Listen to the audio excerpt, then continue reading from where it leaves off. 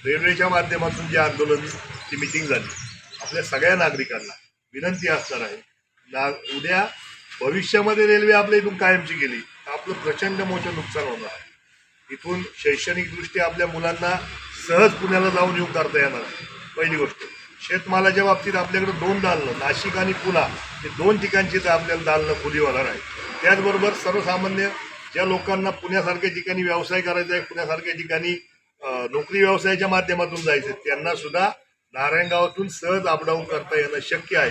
आणि जेणेकरून खरंतर आपल्याकडं MIDC होत नाही आणि त्या माध्यमातून आपल्याला दुसरा काही व्यवसाय नाही. मग ह्या असं असताना सुद्धा नारायणगाव किंवा आपला हा जो उत्तर पुणे जिल्हा जी त्यांनी आत्ता रेल्वे लाईन रद्द केली आहे त्या संदर्भात निश्चित स्वरूपात एक धोरण ठेवून आंदोलन करण्याचं सगळ्या या 4-5 तालुक्यांमधल्या सगळ्या प्रमुख प्रतिनिधींचं म्हणणं आलेलं आहे. त्या माध्यमातून लवकरच आपल्याला तारीख कळवली जाईल. परंतु ह्या माध्यमातून मात्र सर्वसामान्य लोकांनी सुद्धा जागृत होऊन ह्या आंदोलनाला जेवढा जास्तीचा पाठिंबा मिळेल तेवढं आपल्याला या सगळ्या गोष्टींसाठी, मी आमदार साहेबांशी सुद्धा काल या विषयावर बोललो आहे. आज त्यांची त्या संदर्भातली मिटिंग आहे, ते सुद्धा विधान भवनामध्ये हा प्रश्न उपस्थित करणार आहे. त्या माध्यमातून वरती खाली ज्या पद्धतीने होईल त्या पद्धतीने आपण सगळ्यांनी जागरूक होऊन या आंदोलनामध्ये सहभाग घेतला पाहिजे. नारायणगाव बस स्थानकाच्या समोर म्हणजे बस स्थानकाला लगत काही हातगाड्या लागतात, कधी कधी वाहतुकीला अडथळा निर्माण होतो, बस स्थानकाच्या बाजूलाही वाहनं लागतात. सध्या पार्किंगची व्यवस्था नसल्यामुळे कधी कधी राजकारणी मंडळी, पत्रकार यांच्यामध्ये तू-तू-मी-मी होतं किंवा गैरसमज होतात.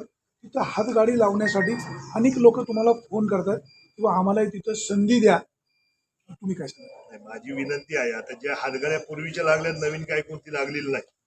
आता जी लागलेली आहेत, आता आपण मागे जसं तुम्ही म्हटले की पत्रकार आणि राजकारण्यांमध्ये तुम्ही शेवटी प्रत्येकाची भूमिका आहे. आमची भूमिका एवढीच असणार आहे की नारायणगावसाठी जी काही पार्किंगची व्यवस्था, जागा उपलब्ध आहे तर तिथं गाड्या पार्क करायला काय अडचण नसावी.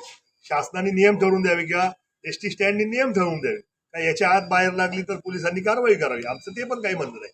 परंतु जागा नुसतीच आपली ठेवून त्याचा उपयोग होत नाही. आणि आमची विनंती सगळ्यांनाच आहे की ज्या ठिकाणी आता ज्या गाड्या लागल्यात त्या ठीक आहे, परंतु इथून मात्र पुढं कोणत्याही गाड्या लावण्यासाठी कुणी प्रयत्न करू नका आणि कुणी कोणाला साकडं पण घालू नका की जेणेकरून, बघा, एक गाडी लागली की 4 जण फोन करत असतात, 4 जण आली की 10 जण येत असतात. सगळ्यांना जागा उपलब्ध करून देऊ शकत नाही. सार्वजनिक जागा आहे. माझी विनंती त्यांना तीच असणार आहे की ह्या बाबतीत मात्र कुणीही रेटा न करता या ज्या गोष्टी आत्तापर्यंत झाल्यात त्या ठीक आहे, पण इथून पुढे मात्र नवीन कोणत्या प्रकारची गाडी तिथं लावायला थोडी काय होतंय, रिक्षावाले तिथंच आहेत, गाड्यांची पार्किंग तिथंच आहे.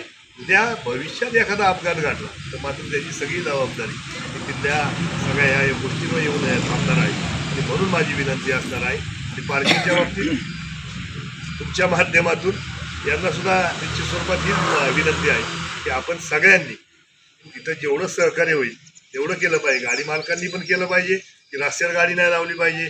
आणि ST स्टँडच्या लोकांना सुद्धा विनंती आहे की ती जागा मोकळी आहे, तुम्ही बंदर पट्टे मारून घ्या. फक्त गाडी पार्किंग झाली तर व्यवसाय 2 रुपयाला वाढणार आहे. त्या माध्यमातून खरं तर आपल्या सगळ्यांचं सहकार्य अपेक्षित आहे. ओके, सध्या भरपूर